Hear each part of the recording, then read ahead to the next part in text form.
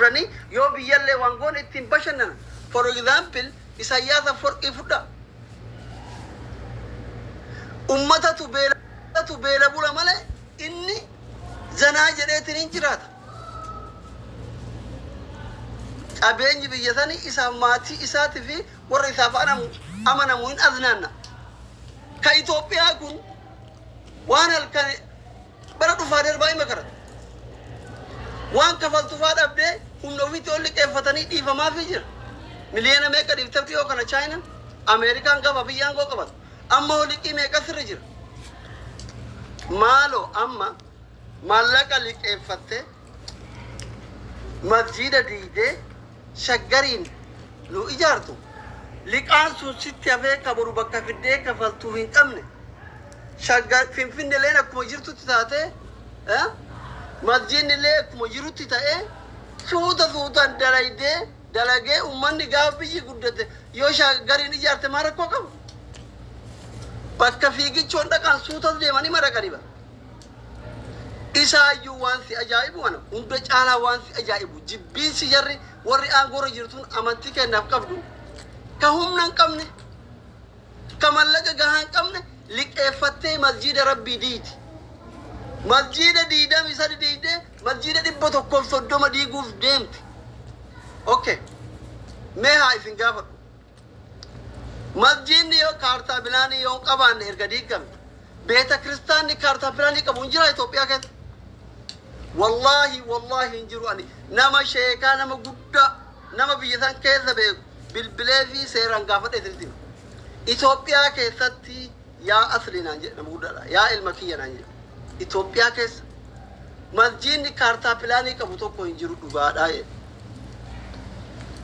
Because maaliif masjiida gisee ijaaramu humna mootummaatiin miti ba. Dubartiin sabbata ofii hiikkattee qotee bulaan tokkocha qabu gurguratee naggaadeen waan guyyaa argaturraa walitti bubbuufamee namuu naannoo ofiititti ijaarata bara. Osoo akka mootummoota biraa baajata kee ati baaftee lafa kaartaa bilaanii qabu kennitee ofii ijaarte no problem. Beeta kiristaanis akkasuma Itoophiyaa keessa manni amantii tokko ka kaartaa bilaanii qabu hin jiru. Okay. Ati sababa shaggariin godhuuf masjiida qofa sitti mul'ate. Beeta kiristaanni maa sitti mul'ate waan ati kiristaana taate fi waan niitiin ta'e amaara taate fi innaataachuu afarti bila dhugaa walitti himna jechuudha. Manni amantii pheenxee maa sitti mul'atin waan ati achi deemtee hudduu namaatti sagadaa oltu fi maa eenyu abbaa keessanii gowwoomsuu barbaadan isin jibbiinsi isin nuuf qabdan kuni maali sareen bakka quuftee bakka nyaattuu lootiisu dhugaa halkan hudduu nadhoo amaaraa jala bultee gabbaatee obboleewwan kee tiraa masjiida diida menin bihoon jechuu haga fedhellee yoo ta'e diqaaltichi 4 kiiloo jiru kun bar ilma islaamati biyya islaamatitti dhalattee bar akaakayyuun kee bar uf bira darbeetiniin harama rabbii jalatti masjiida ijaare kalb luuxi nama gudi bera an amma akka an beekutti wallahi gandi hundu waan danda'u qaba waan danda'u qaba ujoollee jimmaa caala namni diin ufii jabeeffatu hin jiru. Wasayni jimmatti dhalate tokko bara aangorra jirutti yoo masjiidni 21 diigamu nama gaddisiisa.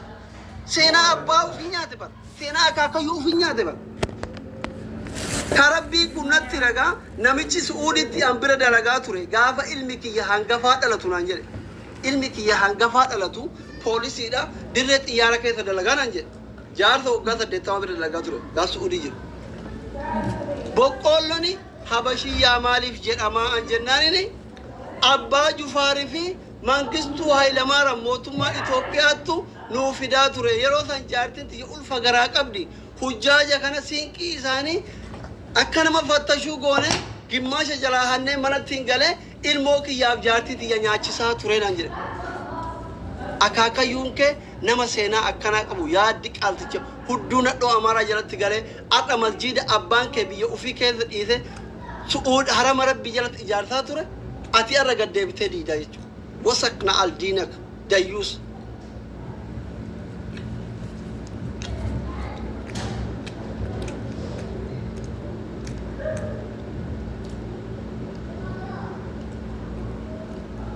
Nama gaddisi.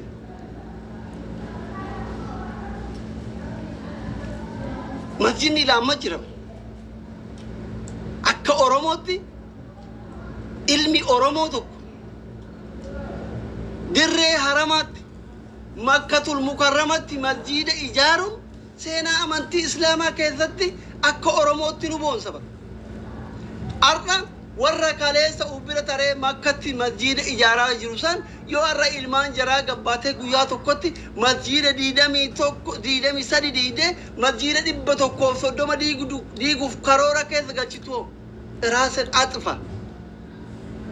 Bakka jirtutti uf ajjeesisi gora bar waan akkanaa dhaga'u caala. Gaarii miti. Sirrii miti kun. Uf sirreessaa. No. Nuti ummanni amantii Islaamaa siyaasa keessan caala amantii teennaaf duuna. Oromummaa caala amantii teennaaf duunaa. Ana isinitti bara. Asiraggichee mina giraachuu. Hin beeytan. Asliin IPP miti hin beeytan. Dhaaba fedhe gaafa isaan gaarii dalagaan yoo jabaadhu jechuun illee baadhu hin callisa. Gaafa isaan badii dalagan illee hedduu ittiin bu'u. No. Garuu wanni isin ifaan ifatti nu beekuu qabdan Muhammad Faatumaan Faatee Muhammadoon dayyuuni isin asirra laaltatuun hundi isii jechuudha Oromummaa caala amantii ufit dursitii kun dhugaa lafa jiru. Polootikaadhaaf yeroo tokko Oromoo taanee dhalanne Oromoo taanee jiraanna Oromoo duunee taaneetiin hin duuna Oromiyaa irratti duuna this is fake. Kuni fakeidha. Politiksiidha sun. Soba sun. Because gaafa an du'e marrabbuka gaaf jedhamu an Oromoodha jechuu hin danda'u.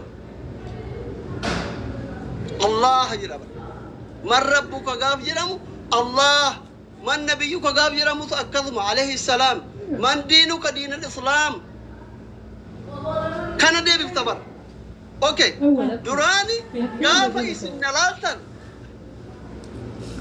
Ani giftii barbaachifi miti. Please warra giftii kennaa jirta. Muumee galatoo. Maftuu galatoo. Giftii barbaachifi. Warri gaafa isin. Isinitti mee bara. Akiri isinitti mee bara. Mucaan ammalee canaa kenne kuni guyyurraa daaraa dibataa oola. Hingaan galata. Qaaraa nyaata. Barbaree dibata. Bashannanuu fi garuu Oromummaa caalaa amantii ufiitiif du'a. Abbaan isaa imaama. Isinitti maara bitanii hiriyyaa kiyya. Ani durriyyeen asirraa hudduu dhalaa isin agarsiisaa oolu kun wallaahi billaahi kun rabbi edaanan bulchin ilma sheekati abbaan kiyya imaama. Ina ana mubaarakii caala namni hudduu dhalaa olii oofu jira akka Oromootti asirratti isinitti maara baran ragaa qabatamaa wajjin. Mubee abbaan isaa imaama masjidate rabbi rahmat isaanii haa godhu. Rabboon jannata haa godhu. Ana banki ya ila arantana luqqeetu bakka inni an salaatu ganama bishaan qorraa ka'ee dhiqachuu luqqeetuun tun dhukkubduu jira inni kasaraan dha'e kaateen salaatu jira. Maatii akkanaa kanarraa dhalanne. Lubbuu teenya gaqqabuu dadhabnee shayxaaniin wasaawwasee hudduu dhalaa laalla malee amantii teenya jibbinee miti. Never ever. Sinitti maara. Qoosaa dhiisaa. Nuti amantii teennaaf duuna. Ila qabsoo biyya galuu dinnee miti. Yeroo isin amantii teennarraa taa'uu diddaan gallee dhumnaa isinitti maara bara. Karaa gabaabaa. Oromummaaf 4 kiiloo seenuuf Oromoon bilisoomuuf bosonaan seenne miti amantii kennaaf gallee duunaa jechuudha. Isinitti maara. Achina maaranyaa lomna gara. Karaa gabaabaa. Sini galee. Gara feeten dhufi ummanni Islaamaa muka sitti naqee halkan tokkoon si buqqisa. Afaan qawweetinuu yoo sitti hin dhufne du'aayin si buqqisa. Rabbi si buqqisa. Hin buqqaataa taa'i. Kanaaf immoo abbaan buddeenaa kee kasi barsiise kashira si barsiise kasi ergataa ture bar alaabaa shinfidee yaa Rabbi mallasaa sammuu qabi. Masjida hundaa xiqqaa guddaan ummanni Islaamaa kun itti ka'e mallasaan qabsoon buqqa'uu dide qawween abaa'uun buqqisuu dadhabde. Kajaarran abbaa gadaafaa qawween buqqisuu dadhaban. du'aayi ummata islaamatiin sammuun dhoote jechuudha. Du'aayin ummata islaamaa nikularii ati liqeeffattee turkiraa liqeeffattee tigrootan cafaa baate san caaltii siin jedha. Ati 4 kiiloo deette tigraayitti ergaa turtee miti ummanni islaamaa bakka taa'u rukkuu alama saraatee daaraasi godhaa warri aangorra jirtan warri masjiida diidan lakkaa hin dhayamtanii haga wallaaluma kiyyaatti isinitti hima dhiisa. Nikulariin ummata amantii islaamaa kireeffachuun barbaachisu bituu hin barbaachisu rimootii hin barbaachisu no never ever miti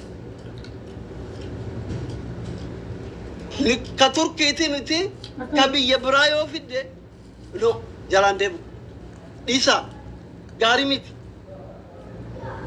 isiniif gaarii miti diin kenna waa tokkon ta'u nuti akka rabbi nu gaafanneef dubbanna malee amantii ufii rabbitu eeggata ni eeggata isini gale garuu yeroo masjiidni kiyya diigamu maal eeyda ati maal godhaa turte yeroo kitaabni kiyya gubamu ati maal godhaa turte gaaf jedhamne lakki dura dhaabbadheera gaafii ofirraa deebisuufi nuti qabrin nu eeggata dirqama kenna bayataa jirra malee yoo nuti guutuu callimne diin ufii rabbitu eeggata jechuudha. Aksaa laali guyyurraa boombiin itti darbama maan gubanne maan banne maaliif hin irranne guutee salaatama bara fakkeenya fudhachuun qabdu kanarra karaa gabaabaa sammuun qabdu masjiidul aqsaa laali siin jechuu jira bara. So warri irra ilma abbaa gadaati ilma oromooti maarreedha jedhee aangorra fitiisaa jiru kun hundi warri abboota kee abbaa buddeena wayyaanee irraa kuffise kadheen gaddallee diroon isii wajjin tumaa ture irra guddaan isaanii parsantiin 90 ijoollee islaamati. Akka oromootti yoo fudhanne dhibbarraa parsantiin 90 or 80 ummataati masjiida jalaa diiguu jirtu kana ummata kanaan walloltee Gondar galuuf soddoota kee ajjeelte fitte warra abbaa buddeenaatti galuuf diroon irra shanaa baate yeta abbaati loo miti qaba ani barkana dhibu kana bar masjiida diidee jimmaan galuu hin dandeettu bar abbaa fete ta'i masjiida diidee arsii galuu hin dandeettu masjiida diidee harargee galuu hin dandeettu mungkin shawaa keessa mimmilitte ani gandummaaf hin jenne xiqqoo jiraachuu dandeetta maaliif warri amantii biraa qabu boru si araajisira jaarsummaan si araajisira si bulchuu danda'a. Ila bakka amma masjiida radii dukana si bulchuu danda'an nuti si araarsuuf sanuu masjiida keenya diigamuu sitti jaalatanii osoo hin taane guyyaa 2-3 si galee kanaaf kutaa guutuu ummata bal'aa ummata baay'inaan gimmaashni ummata isaanii amantii islaamaa hordofu ka silxeen dabalan ka guraageen dabalan ka amaaran dabalan ka tigreen dabalanne oromoo qofti gimmaashni biyya sanii ummata amantii islaamaa hordofu. Ummata kana masjiida 130 jalaa diidee eenyu abbaa kee bulchuu hedda akkamitti buluu heddaadha. Gaarii miti nuufillee nu homaa nu gootu amantii teennallee homaan gootu siif gaarii miti isin warra aangora jirtaniif gaarii miti arrallee seeraaf dhiyaattan borullee rabbi isin gaafata jechuudha addunyaa irrattillee gaafatamtanitti akirattillee gaafatamtan seenaa xuraawaan hojjetina